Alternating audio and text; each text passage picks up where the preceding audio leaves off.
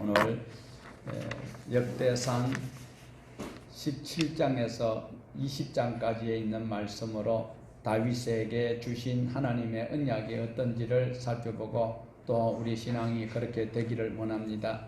우리 지난주에 이어서 지난주에 우리가 역대상 11장을 보았을 때에 다윗은 온 이스라엘의 왕으로 추대를 받게 되었습니다.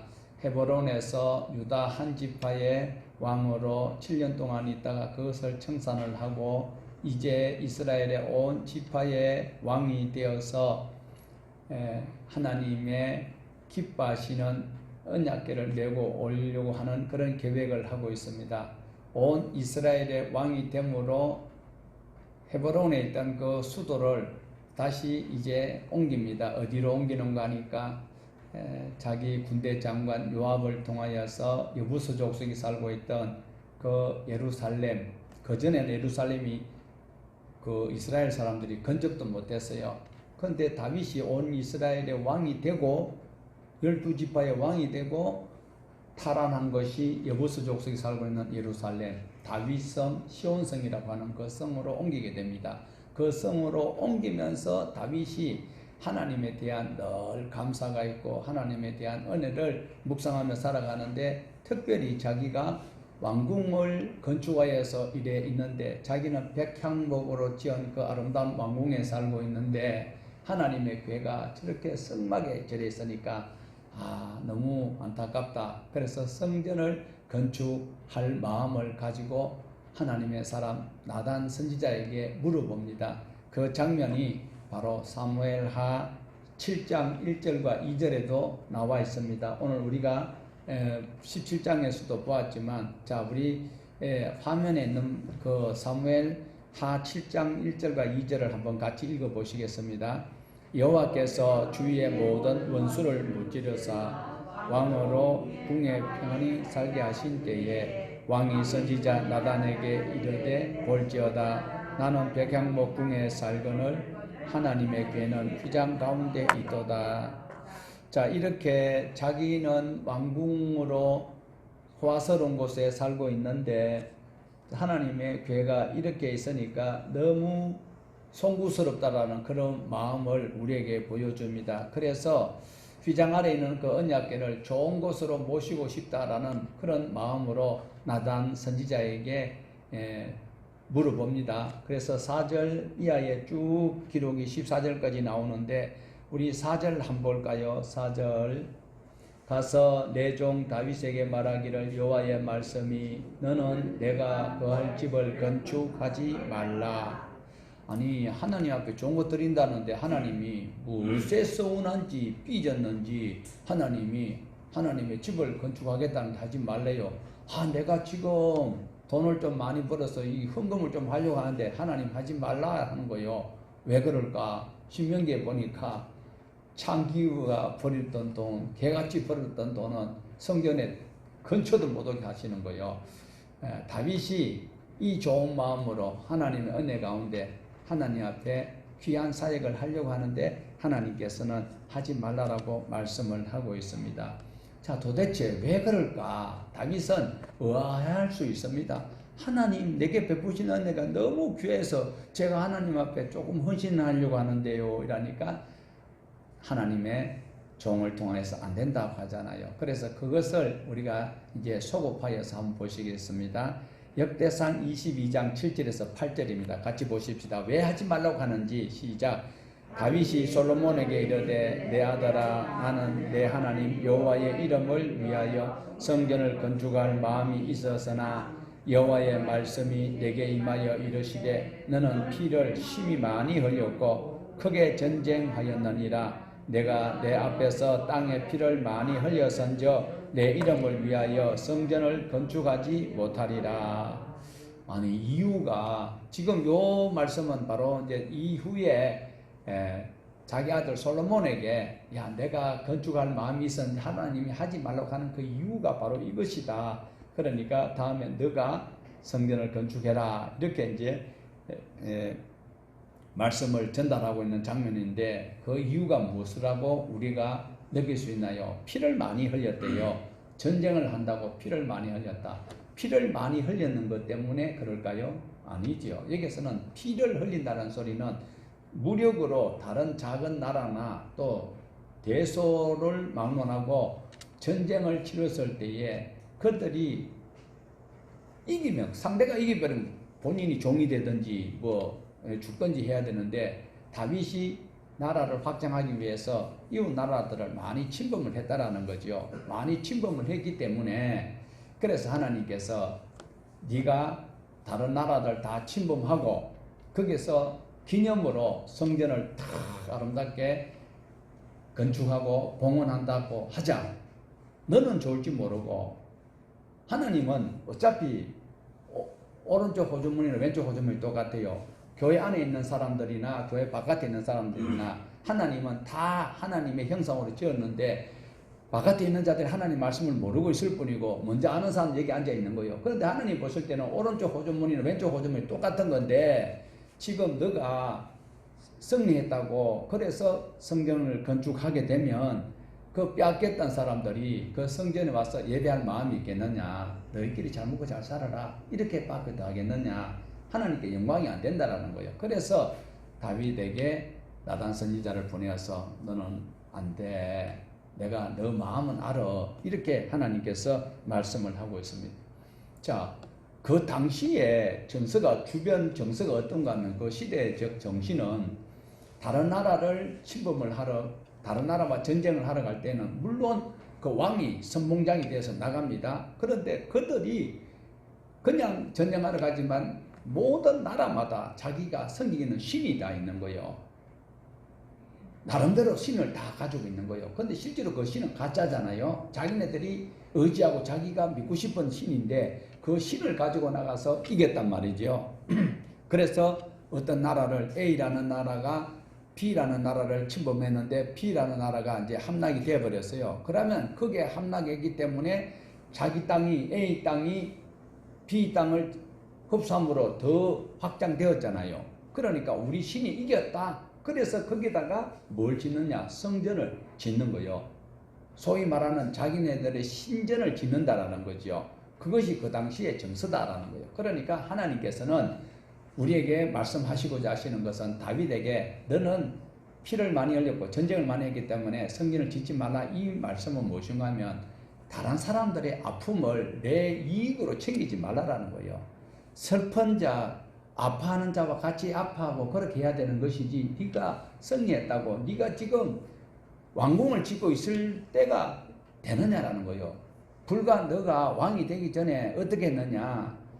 사울 왕에게 10년 동안 쫓겨다녔어. 그러다가 어쩌다가 사울 왕이 죽고 네가 그냥 7년 동안, 그냥 7년 6개월이에요. 헤브론에서 유다 한 지파를 데리고 네가 우두머리 짓을 했는데 그때도 내가 너를 지켜주었어. 그러다가 지금 불과 몇 년 때 이렇게 백양목집을 짓고 그래가지고 네가 생색을 내려고 하지만, 그러면 다른 사람들이 어떻게 생각하겠느냐? 그래서 미안하지만 너 때는 하지 말고 그 다음에 평화의 시대가 올 때에 세대가 바뀌어서 그 다음에 네 아들 시대 때에, 그때에 내가 할 수 있는 환경을 열어주고 내가 함께 할게. 그리고 하나님께서 대단한 약속을 하고 있습니다. 무슨 약속인가 하면 너가 성전을 짓겠다고 하는 그 마음을 내가 받을게. 그리고 너가 성전을 안 지어도 내가 너와 함께 할게. 걱정하지 마라. 그리고 네 몸에서 날 씨를 통하여서, 이 당시에는 어떤 정서가 있냐면요, 전쟁을 해서 이겼죠. 그래서 그 왕권을 강화하기 위해서는 전부 다 자기 친인척을 전부 밑에 수하에 두고 있겠죠. 그러다가 어쩌다가 왕이 이제 유고가 되면, 왕이 서거를 하든지 그렇게 되면 자연스럽게 아들이 물려받아야 되는데, 주로 보면 우리가 북이스라엘에 보았듯이 쿠데타가 얼마나 자주 일어났어요. 쿠데타가 일어나서 정권이 바뀌면 완전히 전에 왕족들은 거의 멸문지화가 되잖아요. 지금도 마찬가지입니다. 정권이 바뀌면 여권이 집권을 하고 있다가 이제 정권이 이양할 무렵에는, 정권 교체가 될 때는 여권에 있던 사람들이 굉장히 어려운 일을 당하는 것이 지금이야 많이 세대가 바뀌었지만 그 전에는 진짜 거의 피바람이 분다 해도 과언이 아니거든요. 그래서 하나님께서는 지금 세상 나라들은 다 그렇게 한다. 자기가 이기고 그리고 영토가 확장되고 왕권이 강화되면 기념으로 뭐 신전을 짓고 일하는데 나는 그것을 원하지 아니한다. 이게 무엇인가 하면 하나님께서는 바로 출애굽기 19장 5절에서 6절 꼭 여러분 이거는 꼭 기억을 하셔야 돼요. 세계가 다 내게 속하였나니 너희가 내 말을 잘 듣고 내 언약을 잘 지키면 모든 민족 중에 내 소유가 되겠고 그리고 하나님의 제사장이 된다. 이것을 이스라엘 사람들에게 다 이야기해라라고 이야기했거든요.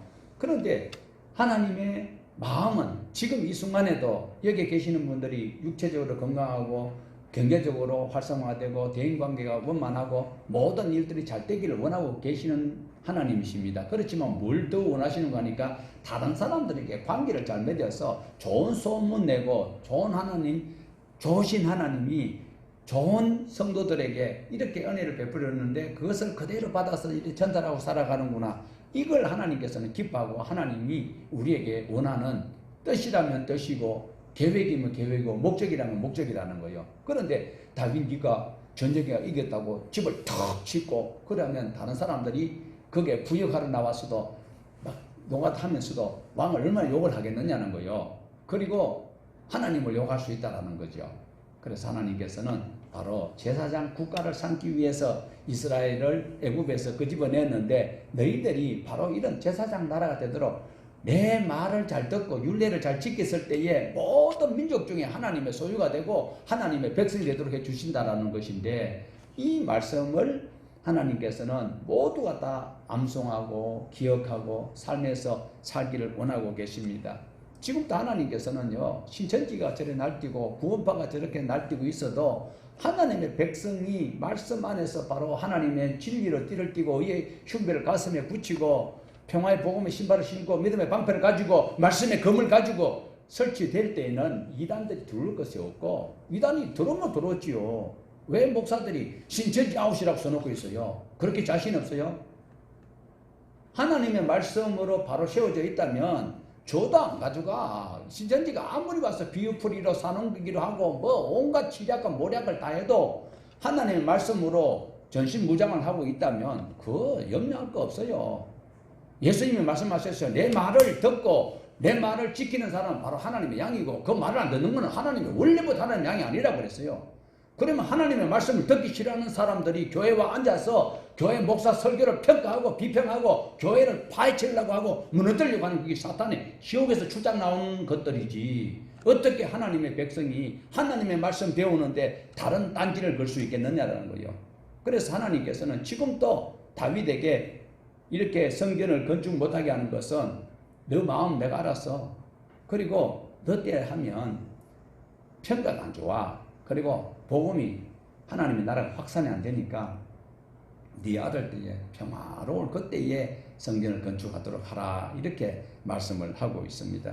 오늘 또 저와 여러분도 하나님의 나라를 세우기 위해서 우리의 바른 헌신과 내가 힘들고 고단해도 하나님 말씀으로 섬겨 나가는 그 삶을 통해서 전도가 되는 거지. 전도지를 가지고 대전역에서 스피커를 가지고 최고급의 무슨 마이크를 가지고 귀에 달고 마이크 달고 아무리 예수 천당 불신 지옥이라고 나발 불어봐요. 미친놈이라 그러지. 누가 아이고 지옥 가면 안 되지. 내 예수 좀 믿게 해주세요. 돈 얼마 주면 천국 갑니까? 그럴 사람 있어요. 지금 교회가 혐오시설로 인정받고 있는 이런 시대에 하나님의 제사장 나라가 되기 위해서는 다윗처럼 하면 안 되고 솔로몬 시대 때 다 평안할 때 그때에 우리 하나님을 찬양합시다. 우리 예수 믿고 천국 가자 소리 참 민망하더라고요. 저는 오늘 또 우리 사택에서 내려오다가 누구 만나면 뭐라고 이야기할까? 예수 믿고 천국 가자 소리는 제가 할 말 안 해야 되겠다 이런 마음을 먹었어요. 우리 예수 같이 믿읍시다 이러고 말해야지. 예수 믿고 천국 가자라고 이렇게 자꾸 부풀리는 이런 전도도 바람직한 전도 방법은 아닌 것으로 저는 사료됩니다. 자, 이 다윗 그 시대 때는 주변에서는 다 그래 하더라도 하나님은 하나님의 방법으로 승리하기를 원하고 있다라는 거 꼭 명심을 하시기를 바랍니다. 자, 우리 17장 5절을 한번 보십시다. 17장 5절 내가 이스라엘을 애굽에서 올라오게 한 날부터 오늘까지 집에 있지 아니하고 오직 이 장막과 저 장막에 있으며 이 성막과 저 성막에 있었나니. 자, 이 말씀은 하나님께서는 어디 갇혀 계시는 분이 아니다라는 거예요. 워낙 크신 분을 갖다가 조그마한 걸 공간을 만들어 놔놓고 아무리 크게 월드컵 경기장을 해놓고 여의도 순복음교회 그래 크고 사랑의 교회 그래 크고 소강성 목사님 세대인 교회가 그래 크다고 해도 하나님 그거 가둘 수 있나요? 못 가둬요. 그런데 하나님께서는 다윗에게 하시는 말씀이 내가 애굽에서 나올 때부터 너희들을 늘 지켜보아야 했고 그렇지만 내가 갇혀있는 그런 존재가 아니다라는 것을 말씀을 하고 있습니다. 그래서 다윗에게 하나님께서는 너는 성전을 짓지 않아도 너가 어디로 가든지 내가 함께 할 것이고 꼭 창세기 28장 15절에 있는 야곱에게 주셨던 약속과 같은 말씀입니다. 너가 성전을 안 지어도 너가 함께하고 그러니까 어디로 가든지 함께 하시겠다라고 하나님께서 다윗에게 언약을 허락하고 계십니다. 세상에서 위대한 사람들은 그 이름을 빛내기 위해서 가문을 빛내기 위해서 뭐 하다못해 큰 그 회사 그룹에도 그러한 방법을 동원하지 아니하고 살기를 원하고 있습니다. 10절부터 보면 하나님께서 다윗에게 언약을 맺으시는 것이 무엇인가 하면 너를 위하여서 한 왕조를 세울 것인데 너의 생애가 다하여 너의 몸에서 나올 자 중에 그 아들을 한 사람을 선택하여서 나라를 세워갈 것이다 라고 말씀을 하고 있습니다. 조금 전에도 말씀드렸지만 약 400년의 사사시대가 4사기만 360년이고 사무엘 시대까지 해서 약 400년 그 시대 끝나고 이제 왕정시대가 들어서서 사울 왕이 40년을 통치했는데 제대로 이어가지 못했어요. 그러니까 사울 임금이 죽고 난 다음에 다윗이 이제 왕권을 물려받았는데 다윗이 정권을 잡아서 왕권을 가지고 있을 때에 다윗이 죽고 난 다음에 또 다른 새로운 왕이 다른 어떤 씨앗에서 이제 왕을 주권을 잡으면 다윗의 족속들은 또 다 멸절을 당할 수밖에 없잖아요. 그래서 하나님께서 다른 사람들이 하는 것처럼 하지 아니하고 너에게는 계속 너의 씨가 그 중에서 내가 선택하여서 성전도 짓고 나라를 이루고 그리고 규가 끊어지지 아니하도록 계속 하나님께서 복을 주시겠다라고 말씀을 하고 있습니다.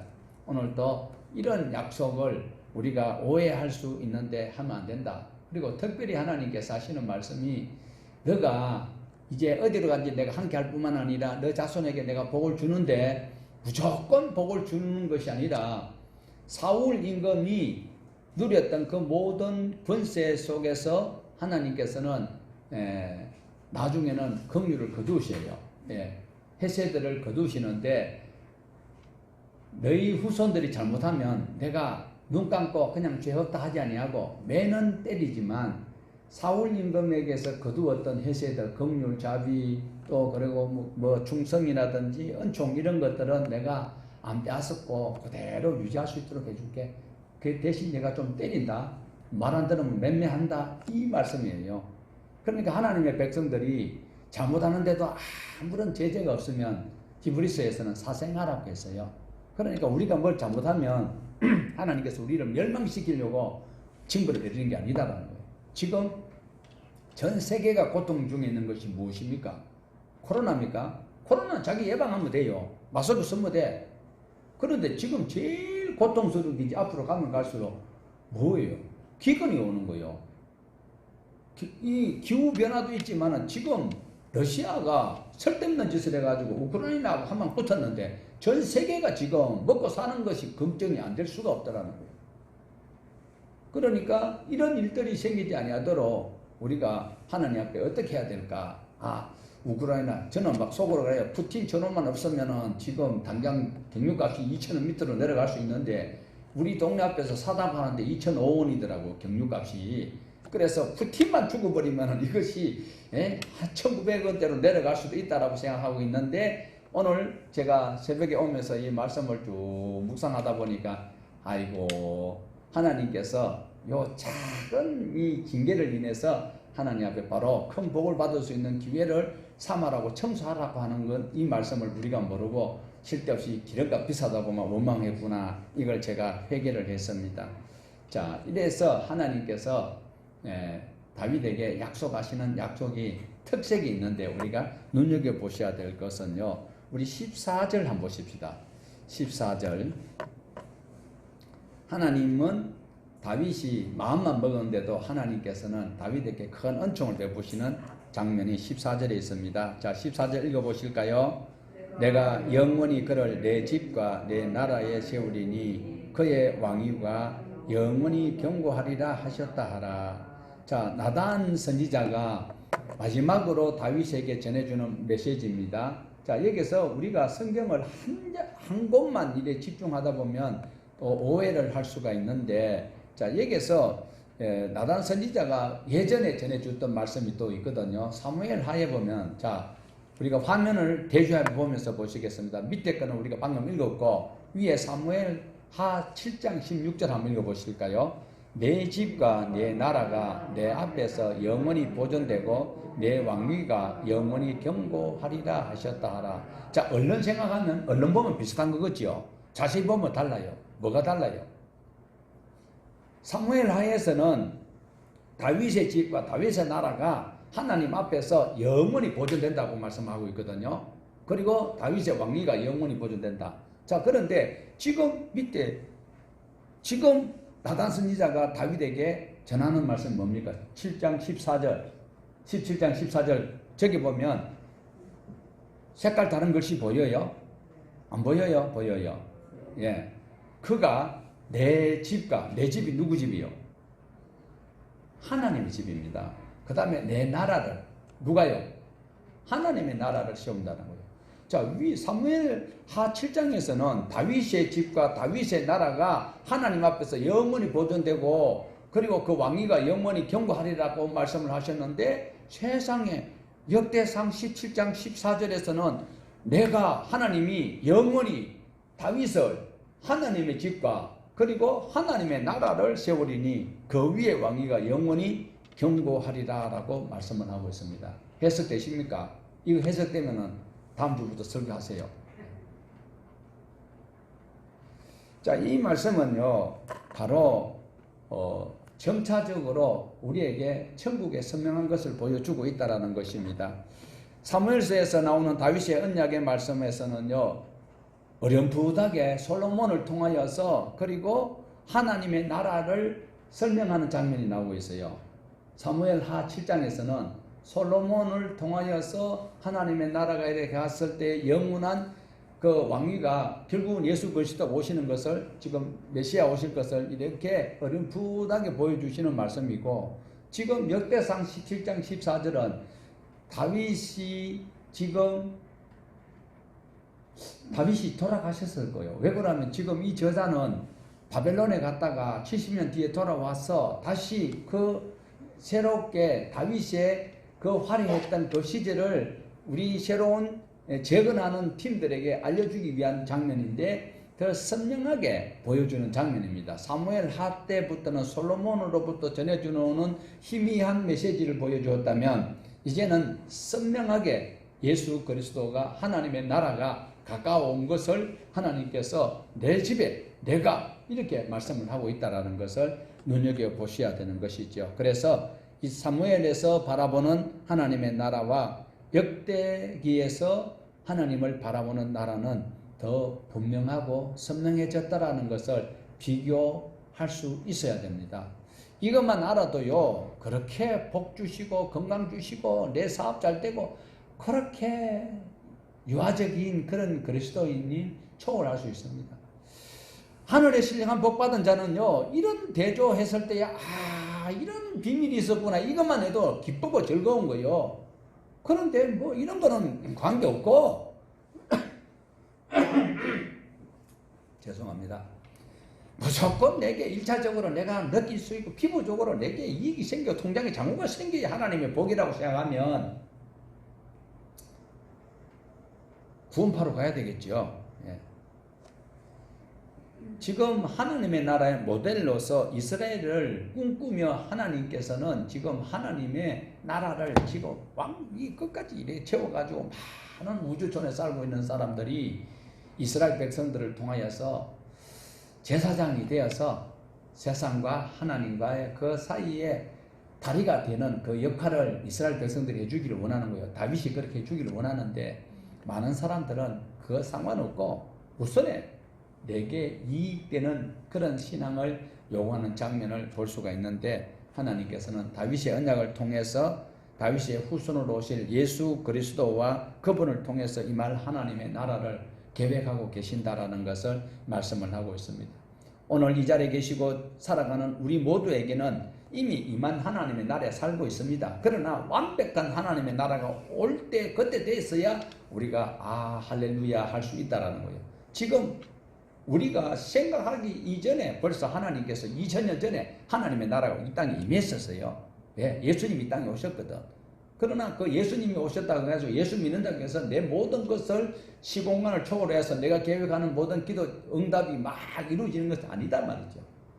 이미 하나님의 나라가 임했지만 아직까지도 우리가 해결해야 되고 풀어야 되고 기대해야 되고 하나님 앞에 매달려야 될 일들이 수없이 많이 있다라는 거예요. 그것을 우리의 삶을 통하여서 바로 순종하고 준행해 나가는 모습을 통하여서 하나님의 나라가 점점 넓어진다라는 것을 하나님이 우리를 향하는 기대고 우리를 향한 하나님의 소원이다라는 것을 말씀을 하고 있습니다. 우리 모두는 내일의 완전한 하나님의 나라를 계획하고 꿈꾸고 있다라는 것입니다. 이미 임한 하나님의 나라를 누볐던 모든 믿음의 선진들 중에서 대표적으로 우리가 신앙으로 본받을 만한 한 분이 계시는데, 그분을 추천한다면 바로 사도 바울이겠지요. 사도 바울은요, 하나님의 말씀으로 복음을 정했는데 그 말씀을 받았던 성도들이 기뻐하지 못하는 그런 삶을 살고 있는 교인들이 빌립보 교인들이더라라는 거지요. 그래서 빌립보 교인들을 향하여서 사도 바울이 편지를 썼는데, 그 편지를 우리가 한번 같이 한번 보실까요? 빌립보서 4장 11절에서 13절입니다. 우리 같이 여러분 눈으로 보십시오. 제가 읽을게요.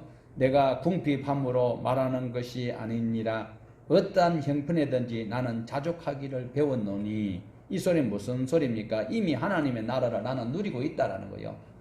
사도 바울은요, 가만히 있었으면은 학문 좋지요, 권력이 대단하지요, 왕족이지요, 편안하게 살 사람이에요. 그런데 예수님을 담행성에서 만나는 그 순간부터는 세상적으로 말하면 완전히 망해버린 사람이에요. 그런데 사도 바울은 지금 하나님의 나라를 이미 경험하고 있다라고 말씀을 우리에게 보여주고 있습니다. 12절에 나는 비천에 처할 줄도 알고 풍부에 처할 줄도 알아 모든 일 곧 배부름과 배고픔과 풍부와 궁핍에도 처할 줄 아는 일체의 비결을 배웠노라.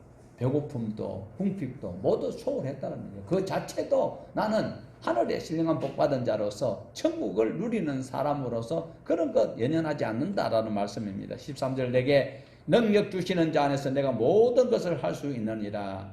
완성된 나라에서 누리는 것은 아니지만 이미 임한 하나님의 나라를 사도 바울은 실제 삶을 통하여서 느끼며 누리며 살아가고 있어요. 그래서 빌립보 교인들에게 나를 본받고 너희도 이런 기쁨을 누리라고 말씀을 하고 있습니다. 그러면서 다시 고린도 교회에 편지를 또 합니다. 고린도 후서 6장 8절에서 10절입니다. 우리 같이 한번 읽어보실까요? 영광과 욕됨으로 그랬으며 악한 이름과 아름다운 이름으로 그러했느니라. 우리는 속이는 자 같으나 참되고 무명한 자 같으나 유명한 자요 죽은 자 같으나 보라 우리가 살아있고 징계받는 자 같으나 죽임을 당하지 아니하고 근심하는 자 같으나 항상 기뻐하고 가난한 자 같으나 많은 사람을 부유하게 하고 아무것도 없는 자 같으나 모든 것을 가진 자로다. 여러분 모든 것 다 가졌나요? 가진 것 없어요. 다 못 가졌어요. 저는 오늘 새벽에도 하나님 우리 연로하신 어르신들 교회 출입하는데 불편해서 계단이 너무 사납고 어찌 저래 못됐는지 하나님 계단 없는데 1층이나 주차기 좋은데 하나님 주시옵소서 했는데 하나님 뭐 접수했는지 연락은 없는데 아직 가진 게 없어요. 그래도 제가 조금 전에도 저 사이 골목으로 쫙 가다가 봤어요. 옛날에 우리가 머물렀던 그 장소에 간판이 또 바뀌었더라고요. 주여, 우리 동방교회가 목사는 만족함을 못 누리고 있는데 이거 그리워하는 자들이 얼마나 있을까. 우리 후배들이 아이고 이만하게도 할 수 있는 그런 은혜를 하나님 앞에 기도한 자도 있을 것인데 이 마음이 드는 거예요. 모든 것을 우리가 못 가져도 우리는 사도 바울이 고백하는 이런 남에게 보여줄 수 있는 이 사람. 우리 예수님이 십자가에 달려가지고 아이고 내가 괜히 아프자고 약속해가지고 아이고 아프라 아이고 이랬어요.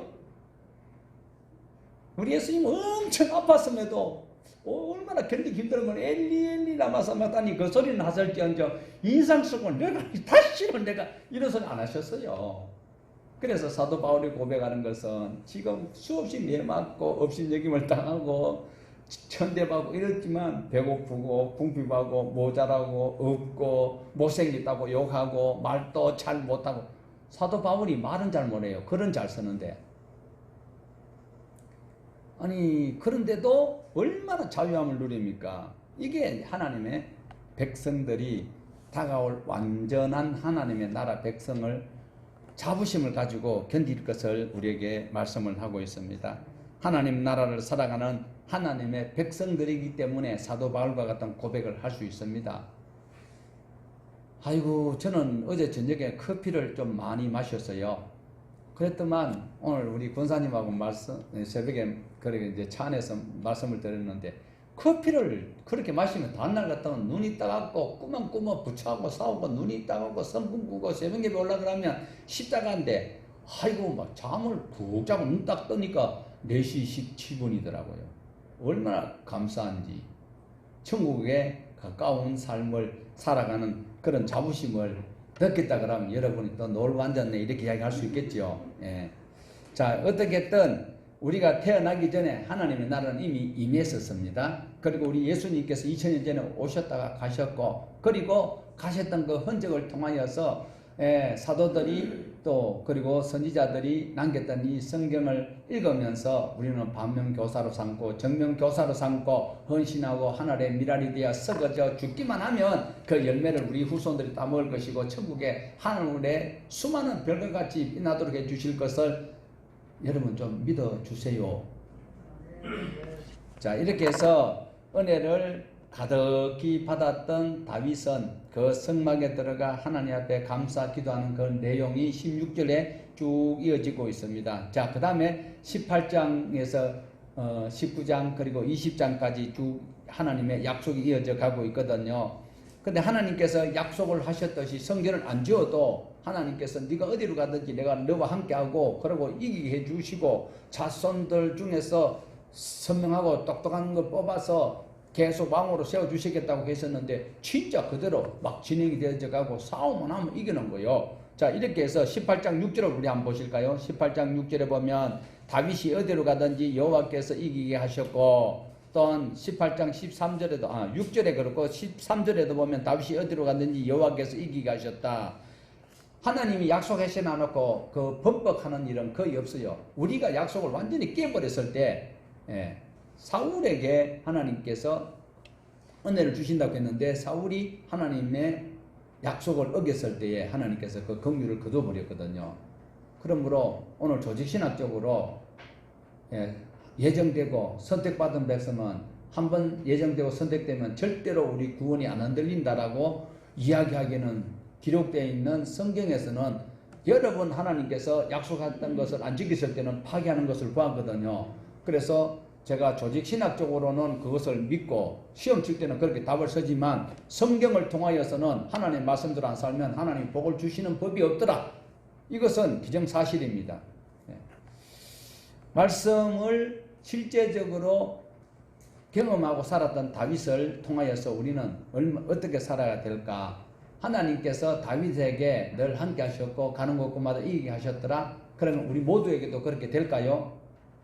다 그렇게 하나님께서는 로봇으로 만들지 않습니다. 개개인이 성향에 따라서 그리고 그 주어진 재능과 그 기능을 잘 감당함으로 살아갈 수 있도록 하십니다. 예수 믿는 사람이 잘 될까요? 예수 안 믿는데도 선하게 착하게 열심히 부지런히 성실하는 사람들이 함께 살아갈 수 있는 일반 은총 속에 저와 여러분이 살고 있습니다. 특별하게 예수 믿기 때문에 우리 밭에만 비가 쏙 내리고 산불이 전에 나도 우리가 살고 있는 우리 교회 근처는 불이 안 나고 그렇게 편협적으로 하면 그거는 우리 하나님 여호와 하나님이 아니고 뭐 알라신이기나 두나신이기나 그렇겠죠. 오늘 저와 여러분이 하나님의 백성으로서 마땅히 살아가는 것은 실제적으로 믿음의 사람들이 누렸던 그것을 우리는 선망하고 우리도 그렇게 되기를 원하는 마음은 가지고 있을지라도 똑같이 이루어진다고 믿다가 안 이루어져서 실망하고 그러면 안 되는 거예요. 예, 이거 설득는 소리를 제가 안 하려고 다짐했는데 한 번만 하십시다. 절이 왜 안 망하는지 아세요? 절이 안 망하는지 아세요? 그리스도인들 때문에 안 망한대요.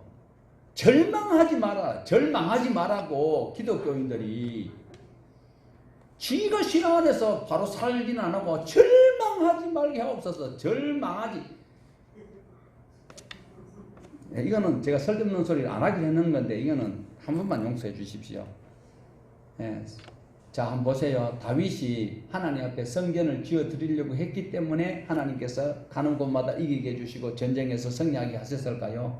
그건 아니다라는 거예요. 하나님께서 다윗이 성전을 안 지었는데도 성전 지었을 나는 이렇게 백향목 왕궁에 있는데 세상에 하나님의 언약궤가 저렇게 성막에 휘장에 절여 있으니까 마음이 불편하다. 그 마음은 하나님 받으신 거예요. 그런데도 하나님께서 네가 어디로 가든지 이기게 해주시고 막 그 자손 대대에 하나님께서 언약을 맺으셨는데 이 언약이 성전을 지어 드리려고 했기 때문에 받았다. 내가 하나님 앞에 헌금을 했기 때문에 복을 받았다. 그건 사입입니다. 우리 기독교, 정통 기독교는 아닙니다. 그리스도교는 아니에요. 그렇다고 헌금하지 마 소리 절대 아닙니다. 그래도 헌금 많이 하라고 저는 절대로 이야기 안 합니다. 자, 다윗이 성전을 지으려고 하는 마음 때문에 가는 곳곳마다 승승장구한 것이 아니고 다윗은 하나님의 법대로 살았다는 거예요. 하나님의 법대로 통치를 했어요. 왕이 되었을 때 하나님께서 주시는 그 법대로 통치를 했다라는 거예요. 그 근거가 어디 있는지 한번 살펴볼까요? 14절 한번 보십시오. 18장 14절 한번 보십시다. 18장 14절에 보면 이 말씀을 우리가 다 들여다보고 다윗이 어떤 삶을 살았는지 알아내야 되는 거예요. 그냥 막 싹 읽고 어디 뭐 전단지 광고지 받았는 것처럼 그걸 보고 휙 던지면 안 되고 이 다윗이 어떤 삶을 살았는지를 우리는 배워야 됩니다. 자, 18장 14절 같이 시작. 다윗이 온 이스라엘을 다스려 모든 백성에게 정의와 공의를 행할세. 자, 모든 백성을 다스릴 때 언제요? 백성 모두를 공평하고 의로운 법으로 다스렸다라는 겁니다. 체데카와 미스파트. 오직 하나님의 통치 이념인 하나님께서는 이 백성들에게 하나님의 백성들에게 원하는 것은 공의와 정의를 행하기를 원하고 계신다라는 겁니다. 이 공평과 정의 그 바탕은 바로 헤세드 사랑입니다. 인애와 긍휼하시고 풍성하신 그 하나님의 사랑에 근거해서 이 사랑과 공평을 추구한 사람이 바로 다윗이었다. 시내산 언약에서 분명히 말씀을 하고 있습니다. 이 언약대로 살면 레위기 26장에서 말씀을 하고 있습니다. 하나님의 말씀처럼 지켜 살면 하나님께서는 이스라엘 백성들에게 안보와 그리고 먹고 사는 경제를 책임져 주시겠다. 너희들이 내 말을 잘 지키면 애굽에 내렸던 어떤 질병도 안 내리겠다고 했어요. 그렇다고 해서 뭐 지금 코로나 이게 뭐 말씀을 어겨서 이래 왔다고 이렇게 또 막 그렇게 비하할 필요는 없습니다. 하나님은 다윗이 하나님의 법을 따라 통치하고 백성들을 다스리고 그 아들도 그랬잖아요. 여러분 혹시 아세요? 솔로몬이 뭐라고 기도했어요? 부도 안 구해서 건강도 안 구하고 자기 백성들 하나님 주신 그 백성들을 잘 선도할 수 있는 그랬을 때 하나님께서 기뻐하시는 것을 우리에게 보여주고 있습니다. 이미 다윗이 왕이 되어서 약 500년 전에 시내산에서 맺었던 그 언약을 다윗이 지키려고 준행하고 있었던 이것을 하나님께서는 보시고 가는 곳곳마다 하나님의 나라가 확장될 수 있는 기회를 허락하셨습니다. 하나님이 묵인하셨어요. 다른 사람들을 다 죽이고 정복하고 다스리는 그것으로 하나님의 백성들이 기뻐해야 될 것이 아니래. 될 수 있으면 하나님 말씀대로 바로 살아. 우리 창세기 요즘 보고 있을 때에 이삭이 그랬고 다윗 아브라함도 그랬어요. 하나님 말씀대로 바로 잘 살고 있을 때에 그 블레셋 사람 아비멜렉이 다시 와가지고 막 화친하자고 막 이러는 거예요. 왜? 하나님이 당신과 함께하는 걸 내가 봤어.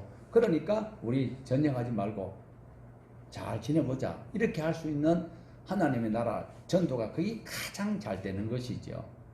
기본 족속들이 그게 이제 여호수아 장군 때 히비 족속이잖아요. 그들이 저 강 건너 히브리인이라는 것이 강 건너왔다는 뜻이거든요.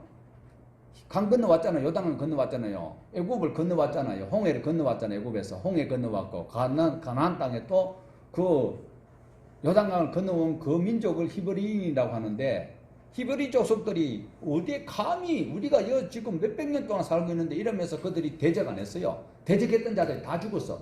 그러니까 저 멀리 있던 자들이 야 상천하지에 저런 신은 없다. 그러면서 제일 먼저 그것을 인정했던 사람은 기생 라합이었고 그 다음에 뭐예요? 히브리 족속이 듣고는 이러다가 우리 다 죽는다. 그러면서 멀리서 온 것처럼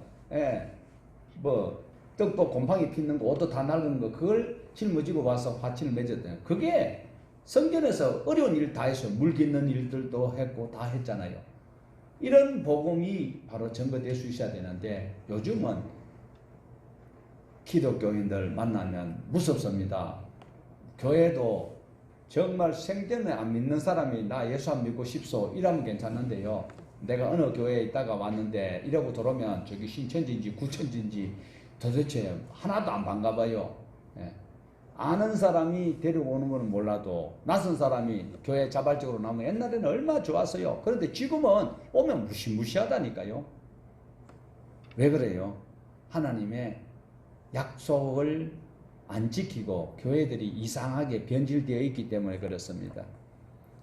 오늘 또 우리는 다윗이 하나님의 통치 이념을 분명히 개념을 이해하고 그가 그대로 준행하였을 때 이런 승리의 삶을 살았다라는 것을 보여주고 있습니다. 여기서 눈여겨보셔야 될 것은 바벨론 포로에서 돌아왔던 그들이 하나님을 기대하고 왔지만 삶의 현장에는 여전히 깡패들이 있고 불량배들이 있고 그리고 같은 믿음의 사람이라도 일을 할 때에 요령을 피우고 일심으로 하지 아니하는 이런 일들이 있었다라는 거예요. 그런데도 이 역대기 기자는 우리가 바벨론에서 그 고생하다가 이제 고국에 돌아와서 하나님이 주시는 이 땅에 약속의 땅에 다시 돌아왔으니까 우리가 하나님의 나라를 재건하는 일에 다 일심으로 하자.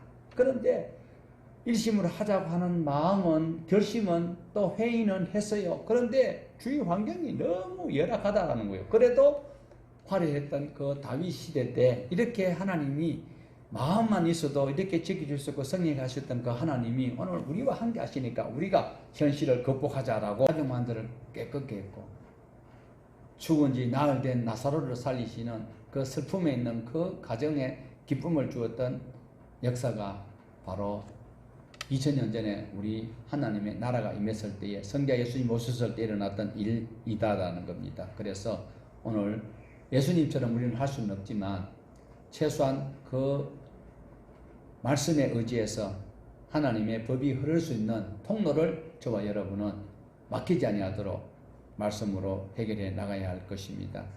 우리가 보고 있는 이 역대기의 말씀은 바벨론에서 돌아온 그 동족들 그 삶의 현장이 여전히 팍팍하지만 그러나 과거에 하나님께서 이런 하나님이었는 그 하나님을 다시 만나자라고 그들이 이 말씀으로 다시 힘을 내자고 하고 있습니다. 오늘도 저와 여러분도 이 말씀에 의지해서 이 비상한 시기에 코로나 팬데믹 속에 그리고 여러 가지 경제 난국에 있다 할지라도 하나님께서 믿음의 사람들을 굶겨 죽이지 아니했다. 정말 요람 시대 때에 엘리사가 이야기를 했습니다. 하나님께서 배부르도록 해줄게 하니까 그 한 군대 장관이 한 소리가 하늘이 구멍이 나서 쏟아져도 다 못한다 했는데 하나님께서 어떻게 했습니까? 나병 환자 4명의 설레빠 소리에 그 큰 나라가 막 군인들이 혼비백산하고 먹던 모든 군량비 다 놓고 도망가 버린 그걸 가지고 와서 나눠주는데 그 하늘이 구멍이 나도 안 된다. 하나님 할 수 없다고 했던 그 사람은 깔려 죽었어요. 오늘도 저와 여러분이 하나님의 말씀에 의지해서 살아간다면 힘들고 고단해도 하나님께서 하실 수 있는 분이라는 건 믿음만 가지고도 얼마든지 현실을 극복하고 타개나갈 수 있는 에너지가 하나님으로부터 공급받을 것입니다. 그 복을 받아서 생명과 평강을 나누는 모두가 되기를 주님의 이름으로 축복합니다. 하나님